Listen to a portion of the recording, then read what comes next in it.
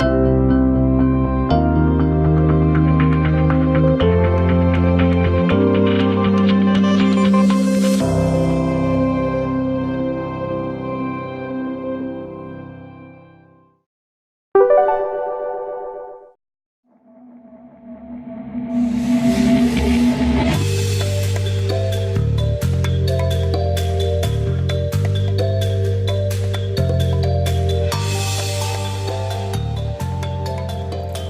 dum dum dum dum dum dum. Turn off Ashley's thing.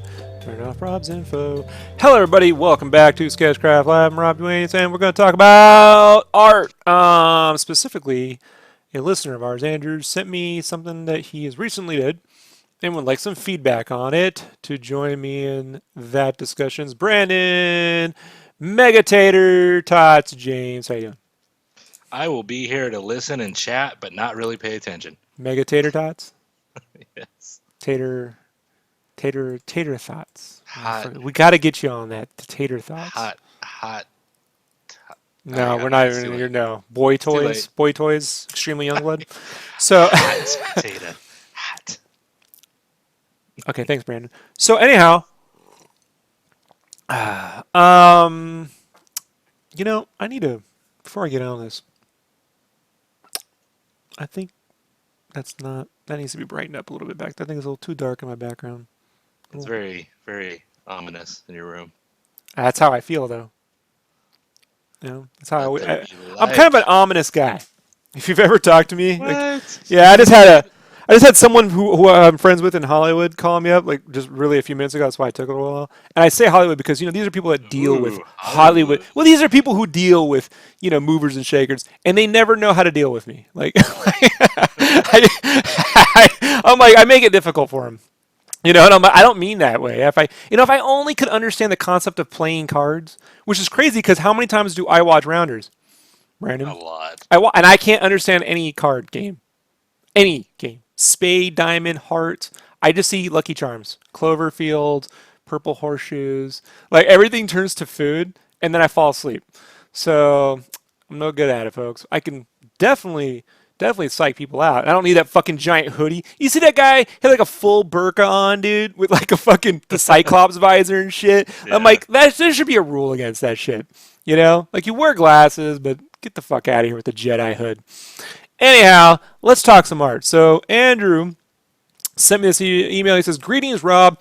I know you have a busy schedule. Not that busy. I'm here with Brandon, but I would appreciate very much. Definitely not busy enough to miss out on 3 seasons of Haikyuu, right, Brandon?" Yep. Yeah. But he would appreciate it very much if I could take 10 minutes.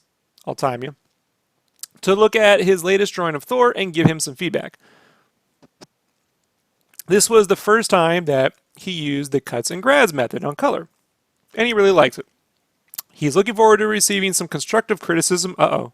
See, they were very careful to state what kind of criticism they get from someone with so much experience like me. Not so much with the cuts and grabs, but I get it. Thank you in advance. With respect, Darth Andrew. So, all right, Andrew, let's just go ahead and bring this up in Photoshop. This is Andrew's art.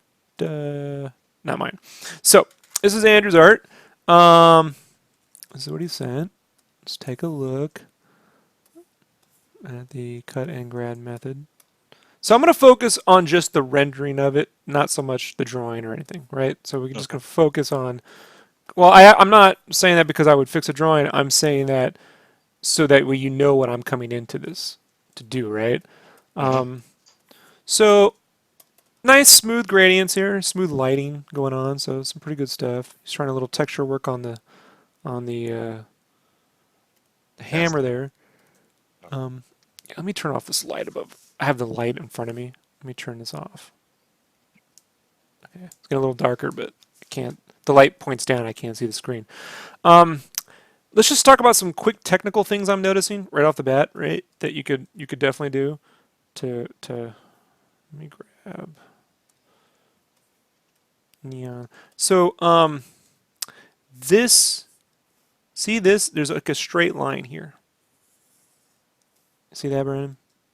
There's like this straight line with the way whenever he grabbed this selection here, you want to make sure Oh you're not, yeah. yeah, you want to make sure you're not doing that. Like, you don't want, this is a draped object, right? Something to think about too. Fold, right? This is one way you could do it because you're like, hey, the light's coming from underneath, so it would be lighter down here. Yes and no. Thing to remember is it's at its lightest peak and it goes dark wherever it bends. So, um,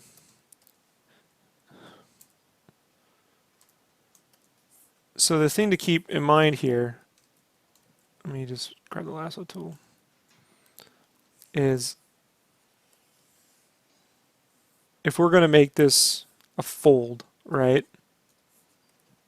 And I'm going to grab my airbrush tool here.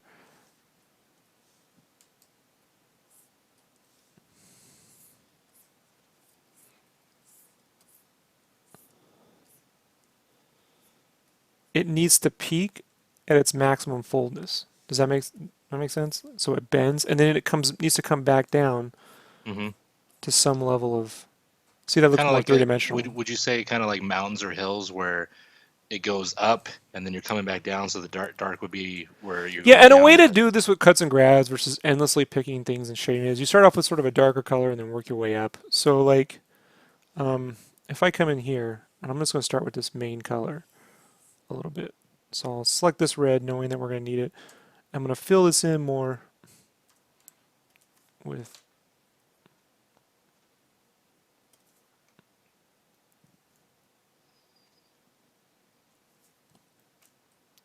that X. So, one second, I was helping Ashley, and she has a Mac, and my mind is doing Mac commands. So just give me a second. Like I'm using my PC keyboard, like the command tools. right. It's kind of fucking with me. So, so it sucks when you actually know how to use multiple fucking computers. Um, that you operating systems that you start to. So this is,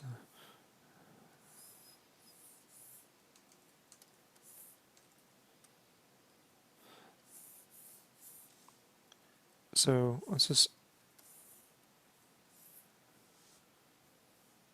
there, and then we'll select. We'll trap down a little bit.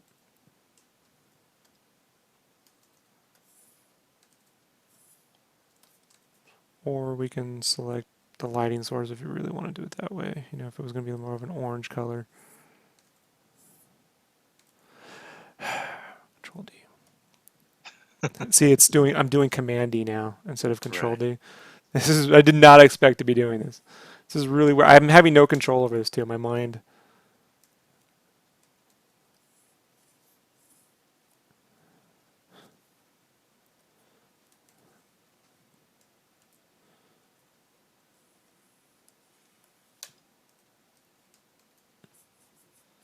It kind of fades a little. So this is not the best step program, but you get what I'm trying to say, Brandon? Like you were Mm-hmm. trying to peak the color according to its.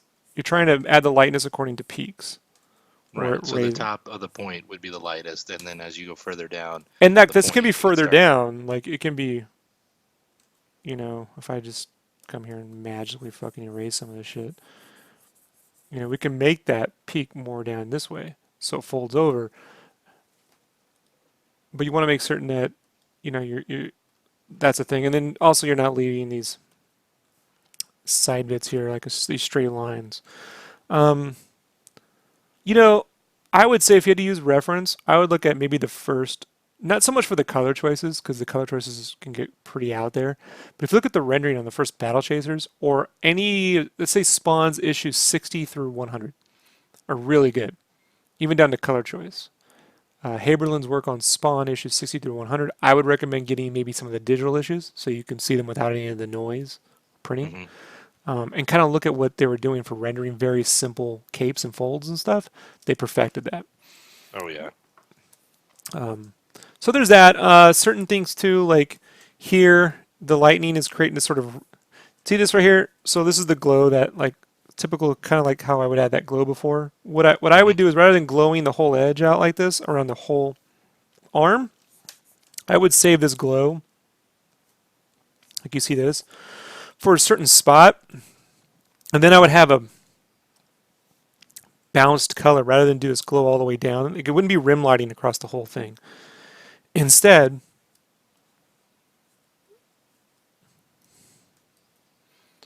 it would eventually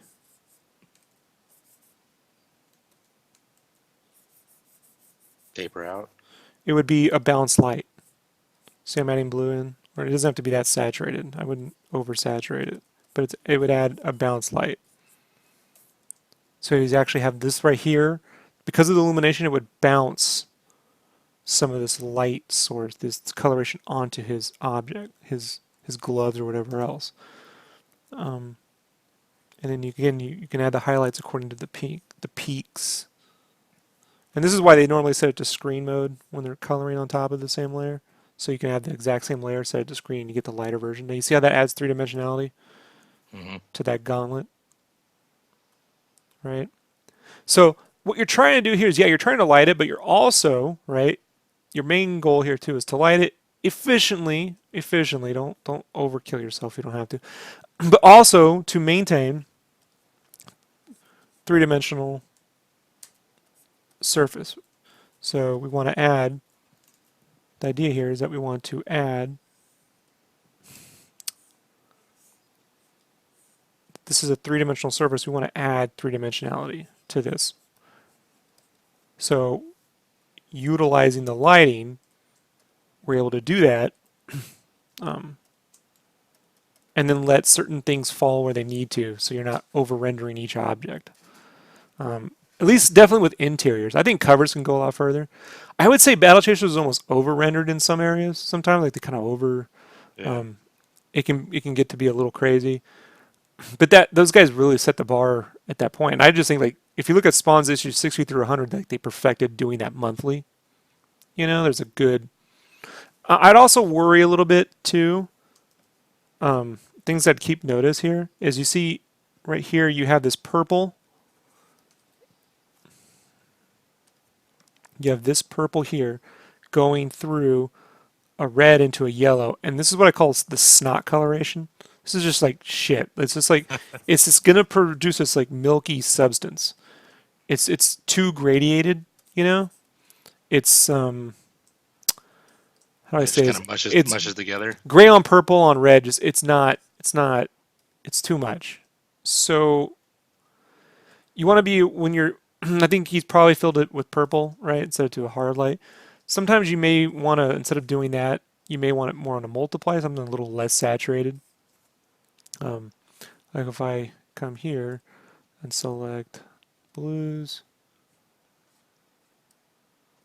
that's definitely it, and we can turn that down a little bit.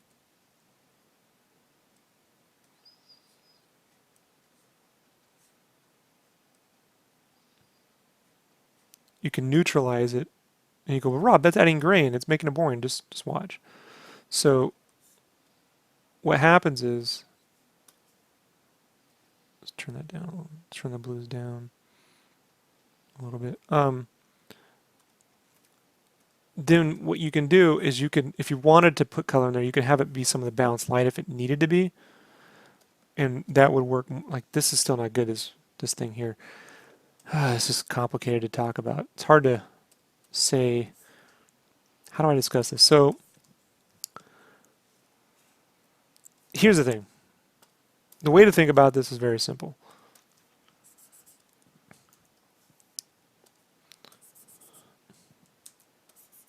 If Photoshop will offset set to screen. So I'm doing that Command D thing again. What? Why won't it? Thank you. So you want to color something. Okay. And create a little cube. Create a little cube here.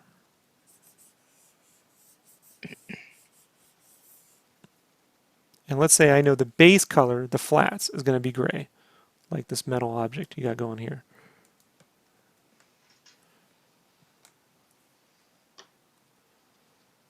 So that's the base color.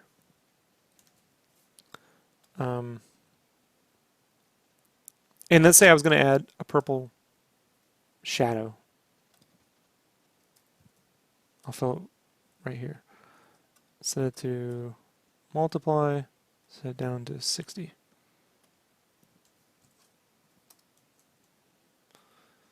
Man, that fucking Mac really fucking, I swear to God, dude. It's like I haven't used the Mac in 2 years, other than I use my laptop, but not for art, right? No. And it's just fucking crazy how my mind goes right back to work. Damn it, Ashley. I gotta be careful about that. Um, so I put 50% gray. So you can see this cube sort of like being lit a certain way. If I want it to, this is what you call global light. Okay, so your basic shade layer is your global lighting. Then you have local light. And local light is like a key light source. That would be this warm light being created by this magical effect here. Okay? And so that local light is bouncing up this way and creating a hot spot.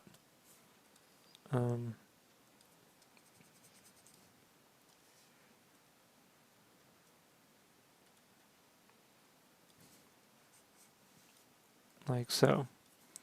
And then you have reflected light. Reflected light is the light from the environment, whatever the environment is, bouncing off onto right there. So if I was to manually come in here, and let's say I wanted to airbrush in some of the bounce light, I'm going to use like a warm color. See? I can bounce that in, and then if you wanted to do a screen, maybe a hard light might be better for that. You can get more color variance on there. So you can add some saturation, you can add a little bit of yellow in there. You could do it if you wanted that. Wow, I didn't actually pick hard light, did it? Thank you. The problem is, folks, we're doing it live, so that's how it works. That's how we do it. It's probably too crazy.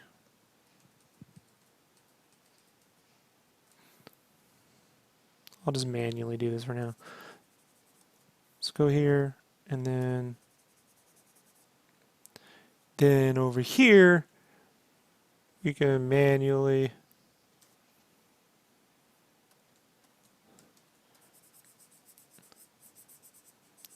in a spot airbrush some of that in.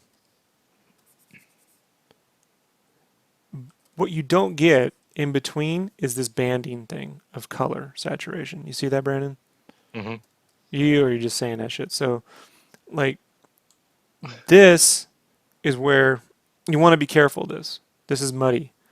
You want these clear, with this sort of Right. thing, you want the surface color to actually show here, and then the steps in between be based off local light and reflected light. I was like, If you put too many colors or gradients, it does that thing where when you go to print it, it has turns to mud. which banding, it has those lines, and you see like Think about it this way. like You ever eat a bowl of Lucky Charms, to bring it back to that conversation, and you start off with white milk with all these colors of marshmallows in the bowl, and when you get done, what color is that milk? muddy. It's this purplish, Yeah. kind of looks like a milky version of that right there.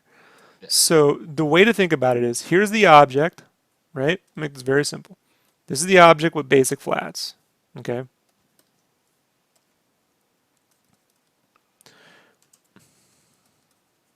Flats, okay? That is global lighting. So once we have the shadow layer, global lighting. Basic lighting, however it's going to be lit. Shadow here, it's where you're adding in the shadow, okay? Then you want to add in the highlight. And the highlights are based off, first, a local light, right? Local, which is this right here, this warm light. And then, if you have time and resources, that's local, a reflected light. Now, why do I say if you have time? Because if you're doing interiors, no fucking way you got time for all this shit.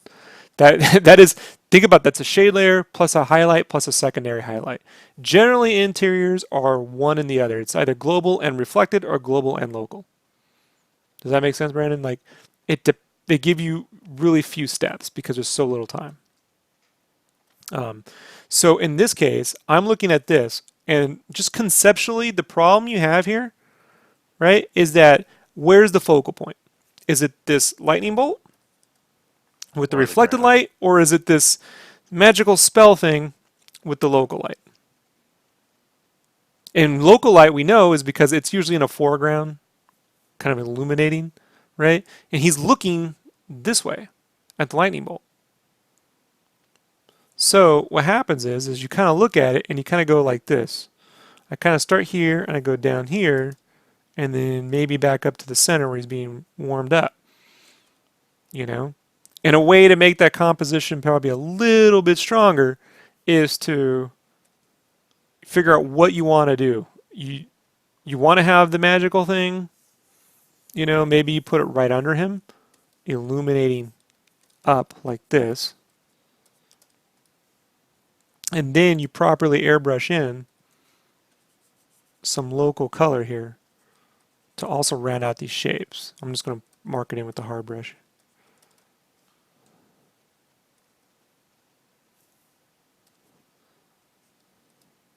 That's way more saturated than I want it to be. And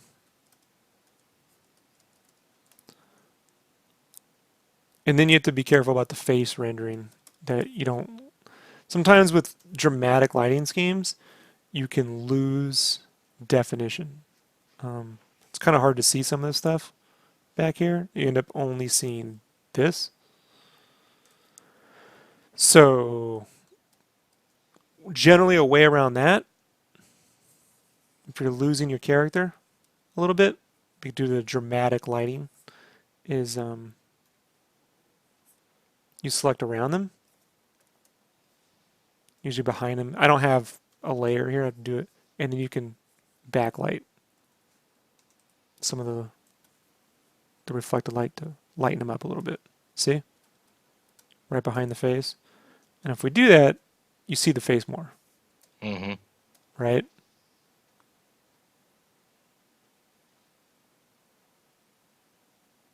Definitely makes his face stand out more.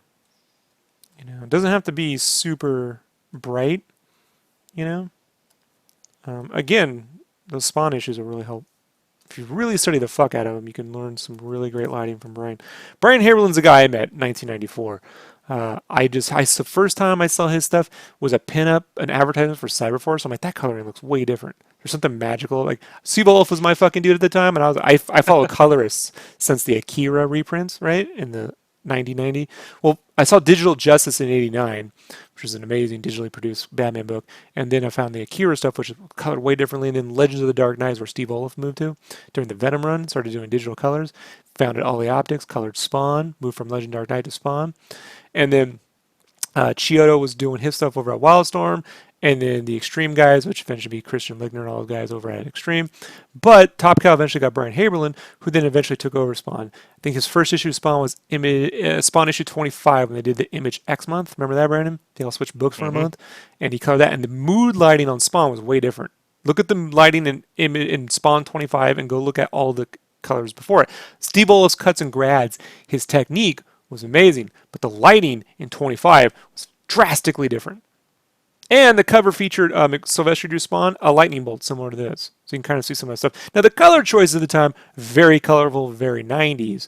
You could see towards issues 60 through 100. I kind of stopped reading after 100. Although Medina's work is amazing. He did like 20 issues. But the coloring, they really balance out these. They had a really good mix of tonal, less saturated, but also poppy, and then doing saturated colors. And they did it on a budget. When I say budget, I mean economy of color. Spawn's cape is usually 3 colors. It's red with some local light, or it's red with some reflected light, grounding the cape into the background, depending upon the mood. Only on the covers did they do both. So if you look at the interiors, you can kind of start with that. And those are all available digitally on Comixology and everything else, so you can see them now, unfettered, untouched by paper or anything else. And that's an awful lot of time to go over this stuff. Brandon, do you have any questions or anything you notice here you like me to bring up? So Or when he first emailed on this, was it just help for the lighting and compensation? just Like anything nothing. I think looking at it. All right, I got a question. Mm-hmm. This is I know we've talked about this before when we went over the Spider-Man for a fan. What about the background, the ground? Would you change it? Would you put maybe a border to kind of fill in some of that emptier space? Because I know, or would you make Thor maybe bigger to take up more of the space to make him more of the focal point than the clouds and the background and the ground? You're talking about I from a mean, how would drawing standpoint. I think he's acting more for coloring and lighting. okay? But if you're talking about just compositionally, if I were just, I mean, we can go back and redraw it. That's not really what he's asking for. Looking at, compositionally, how can you make it more interesting? It's a couple things. One, be very careful about drawing a hand that big. What the fuck is going on? Thank you. A hand that big and a hand that small. So you got to work on consistency and shape design. And then you got to be careful about arms that are this big next to necks and bodies that are super, like look at the proportions. He's kind of built like a roided teenager. So like, it's just punch. Comes into the shape, and also looking at where your this right here is about where the horizon line is, but the drawing doesn't really reflect that as much as it could. So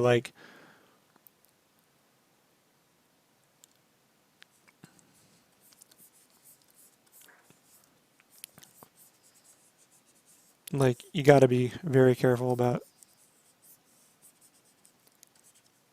characters just standing there, like punching up. Again, it's just gonna make I say this and then you might feel real bad, like oh it's all broke, it's all no, it's not, it's fine.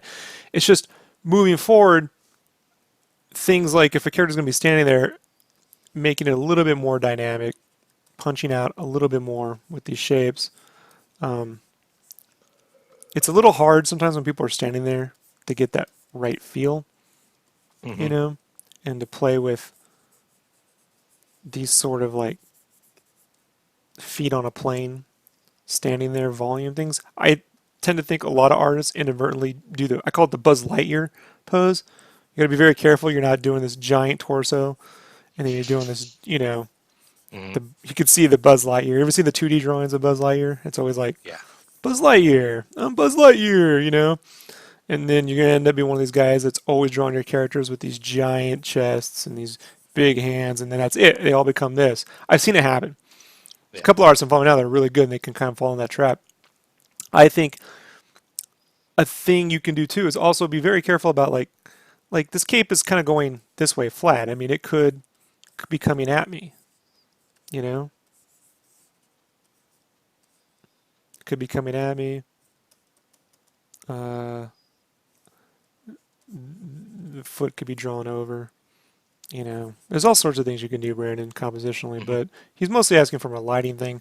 Make certain too that when you're painting in light sources, you're building the shapes. That's the bigger thing. You're building the three dimensionality of the shape. These little rim lights, these glow things, they're really easy to do. I know how to do them. I set it up. I showed you guys how to do them. But don't rely on these glow lights to give you the lighting for your image. You know, Hmm. they really should just be for rim lights when they're right to the hottest source. Really, what you just want here is solid surface building.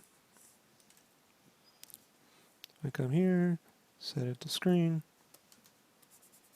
Every time I add, and I could pop that shade out a little bit more. Like, come here, come here.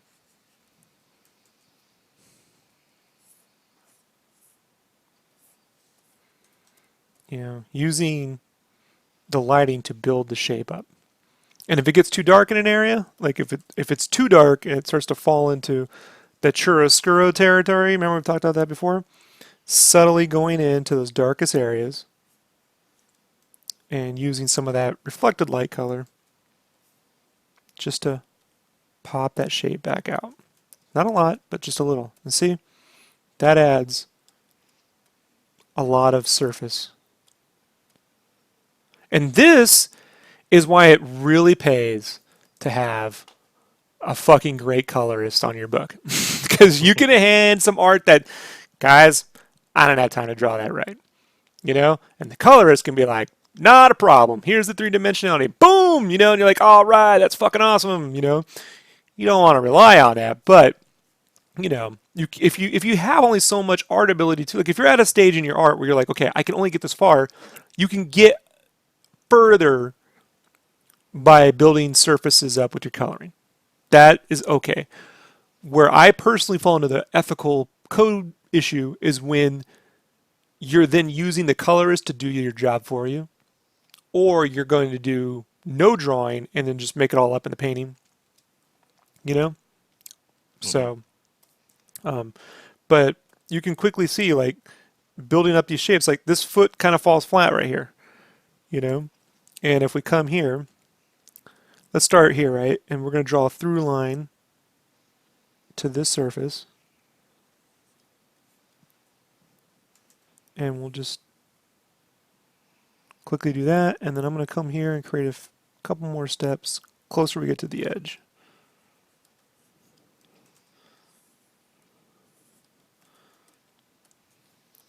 You know, that pops right out. You'll be very careful of the chiaroscuro thing, folks. And chiaroscuro is when they do those velvet paintings. You ever seen those black velvet paintings where you take a black painting and you paint color on top of it? And the problem I've always had with those things is it ends up making a lot of people look like outlined colored images. You know, like, you know, you end up with these pink dudes and, you know, green trees. You know, so you gotta be very careful of that. You're not adding volume to your drawing. And then just some basic color harmony, like basic, like this is gray with the weird purple midtone and this orange underscore. I don't know what color scheme that is. I don't know what color harmony that comes from. I think rather than picking a warm color to go underneath them, if I needed a secondary color like that, I would start with the background color first. And then if I needed something, I'd find something complementary. So if it's more of a blue background back here, as I say, more of a blue background, I might make his glow more of a turret green, you know? Do you think the piece is too dark in general? Right now, it's not what I would call the magic Hour? no, magic hour is fucking 5 o'clock in the evening, dumbass. No, it's not. It's you know that thing when you're on the shelf and go, I gotta have that. Mm-hmm. That's what I would say. It's kind of the thing. You know that's what it. How to get there is tough. I mean, you know.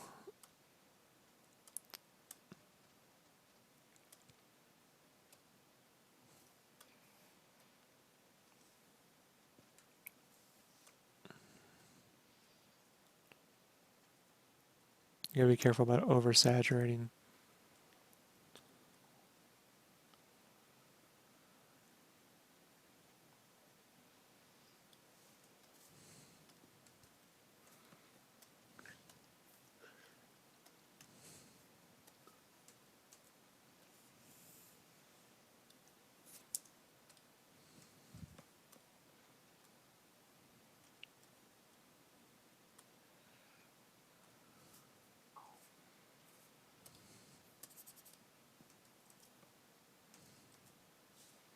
Thank you. So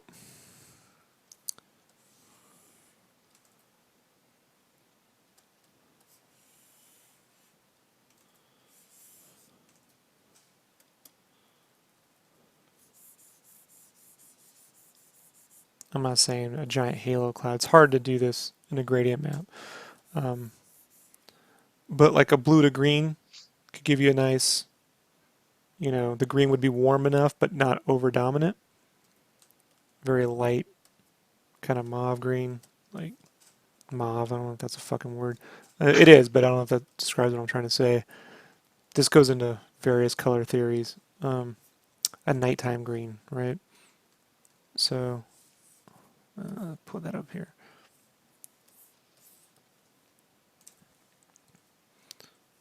You know, and then I personally speaking, folks, would make this the focal point in a portrait piece. This is a portrait piece, so I wouldn't put a giant glow thing coming down here because it's hard to read which way it's going to go. Basically, I'm looking at his knee pads. Like if I zoom out, that's what I'm. That's what I would troubleshoot, conceptually speaking. So at the very least, I would put, you know,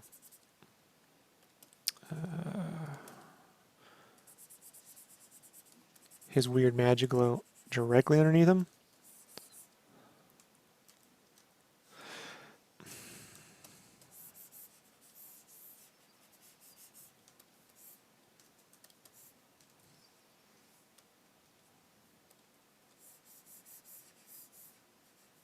Case in point. And it probably wouldn't hurt, you know, in the future to try to add some kind of like foreground elements and stuff, you know. It's not necessary, but and then making that color back there, I'd add in some kind of color. Could be a light purple. Purple and orange might be better than blue and. Here's the thing, folks. Pick a primary color and a secondary color. Don't pick two primary colors. Blue to yellow. Blue to yellow. You know, you're gonna end up in that blue and, you know, it could be blue and orange, blue and green, yellow and orange, yellow and green. I wouldn't do yellow and green at night, but you get the idea. You don't want to do red and then yellow. You want to do red and then a secondary, or you want to go red and then various shades of red to do like a mono scheme. So this is gonna be blue. That's fine. You know, whatever. Then this is gonna be orange, but be very careful how much yellow you put in there too. You know, because he doesn't have much, but focal point. You know, big focal point issue.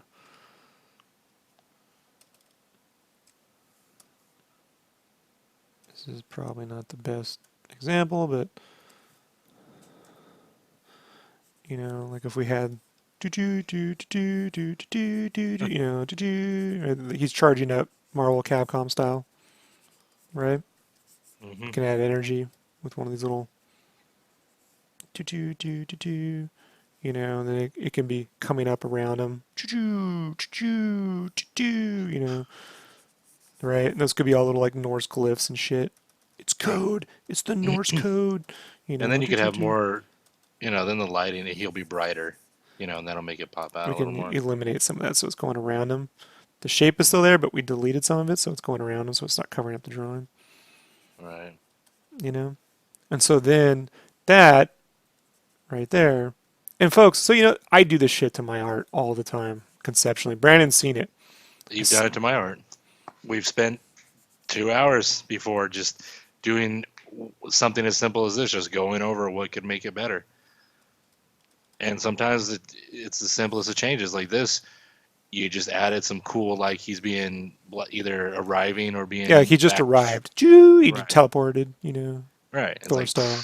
you got the sparks, everything. So it's cool. It's dramatic. And you don't even need the lightning. And I mean, you can have the lightning in the back, but I mean, Yeah, you don't at need this, it. yeah, at this point, you make Thor bigger, and then maybe bring that lightning more to the edge, like it's coming out the page, and you know, Thor at the bottom in gold, the same color letters, that glowing letters. I mean, that's a print that'll catch people's eye.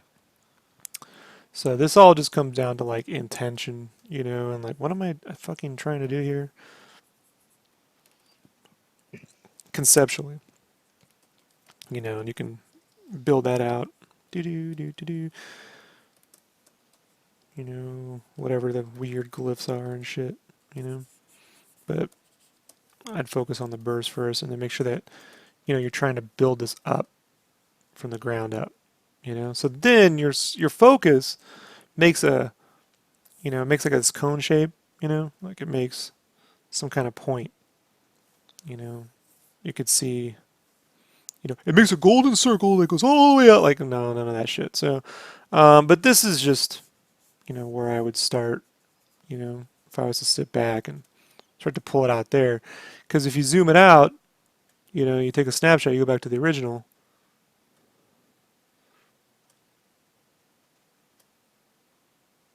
You see what I'm saying? Mm-hmm. There's just a lot of empty space here I'm looking at. And there's fucking Thor. Right. And then that's where things like, hey, maybe his face is just something a little bit more,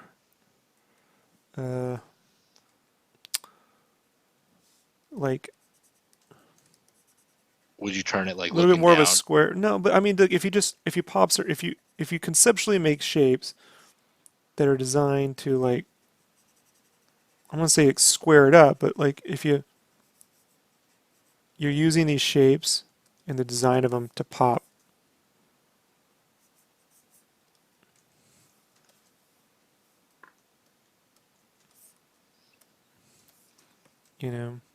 And then Mm-hmm. you probably want to make them a little.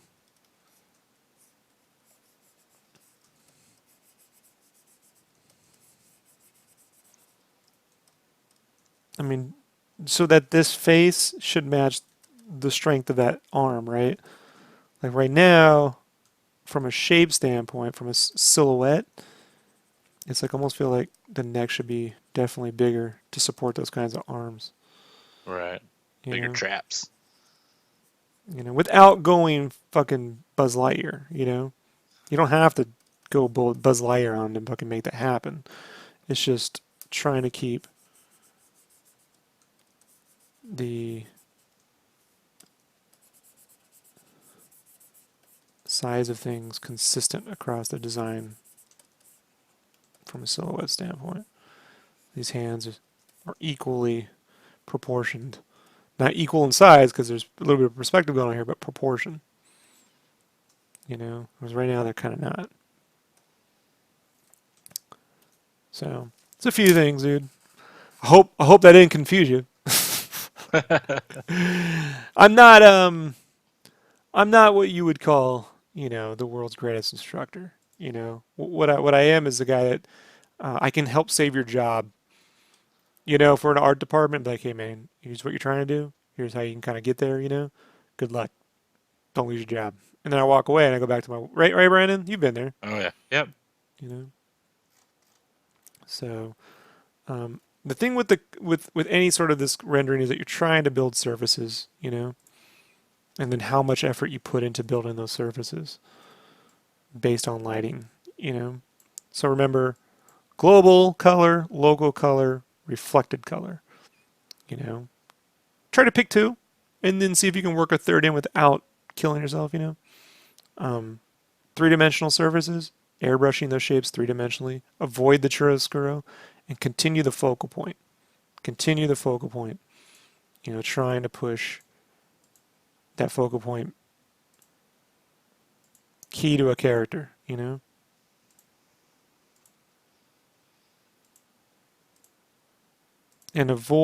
try to be very careful about these weird bandings, purples to reds to yellows, to create this orange milkshakey. We don't want Lucky Charms we don't want Lucky Charms milk. We don't want that. And be very careful about straight edges like that going vertically across three-dimensional surfaces. We don't want to do that. So, if it seems hard, yeah, it's hard. But you can get there. We can all get there. I'm still attempting to get there. So, and if you don't need an element like this lightning bolt, not the best drawn lightning bolt, probably don't need it. You can get away with smoke and clouds, and just focus on this sort of thing here, And you can still have some reflected light based on the background, but it doesn't have to be a lightning bolt. I don't think that's necessary to this image, Right. in my opinion. All right, everybody. Any other questions? Mm-mm. Brandon needs to go to sleep, right? It's a little bit about 50 minutes past the time I usually clock out, Hmm. but it's fine. I don't mind staying up to help. Didn't ask the most questions I could, but I just think taking away from this that anybody watching should know is just when you're making this art. I usually assume everybody who's watching this or making the art is making art for prints or conventions or I mean Personal. sometimes fun, yeah, sometimes personal fun. But just imagine you're putting it up on your wall. What would you really want to see? You know, like with Rob adding that the glow coming out of the ground, the sparks. You know, you can see that from far away. So just imagine this art on your wall or your buddy's wall, and you just want it to really pop and be dynamic. And I would say imagine it on a comic book shelf, or in my case, in T-shirts. Like I learned this through T-shirts. When you go into a T-shirt store, you see that wall of shirts, right? hmm You go to Walmart, Target, get the wall of shirts. How are you supposed to get someone's attention? They each have the exact same little square with an image on it. You know, maybe the shirts are all bunched up, so you're looking at the images, you're kind of digging through. How do you get their attention? Who are you trying to speak to? You know, and so I always start with who's this beyond who's this for? What am I trying to say? How am I trying to get there? What mood am I trying to invoke? You know, and mood and emotion will always Trump will always whatever it's Trump. It will always trump whatever you want to do. It'll always beat out technical ability. I have seen people with very little technical ability come in there and create fashion and clothes that just go, oh, that's awesome. And yeah, it's not, they weren't things that were rendered very well at all, but they created the right amount of mood. And really changed my mind on certain things like, oh, you don't have to be, a lot of digital paintings that you see, they're not, very well painted, a lot of them, but they have great mood and atmosphere. Then you have guys that can render the shit out of something, just perfectly three-dimensional airbrush, and you go, I don't know, it just it's too perfect. You know what I mean? They're like, but you know how much, looks so great. Like, I don't like a lot of the League of Legends art. People seem to like it. It's not my thing. I don't like super airbrushed, perfectly rendered three-dimensional, could be CG model characters. I don't yeah, like it. I like something in between. Like, okay, case in point. I was showing Brandon the other day, there's these new Spawn hardcovers, right? On the hardcovers, they take an old piece of Spawn art that Capullo drew, and they digitally paint over it to make it all three-dimensional. They did like an angel spawn that's, in the original angel spawn cover, the anatomy was shorthanded. It's not well, defined in some areas. It's got the squigglies, but it's one of my favorite pieces of art. The three-dimensional one totally paints over all of that, makes it more three-dimensional, but it's not as good. The mood in the line arts for me were better at the other stage. So you have to think about that too, Um, but that's a good piece to look at because it's primarily orange with some blue underlighting, and the blue comes from the shade that's done in the wings, which are white, versus using gray. So like a nice sky blue. Brian Haberlin did you can download that. He did digital art tutorials, I think it's called digital art tutorials, where he shows you how coloring a bit of that hellspawn. So if you want to see some of his rendering style of cuts and grads, you should go check that out. So good dude. All right, everybody, I'm gonna head out of here. Brandon, anything else? no,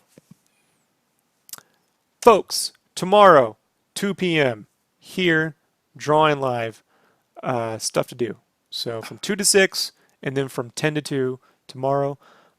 Tonight, I'm probably just going to work on Game Cave since I only have a couple hours and I want to get started on something.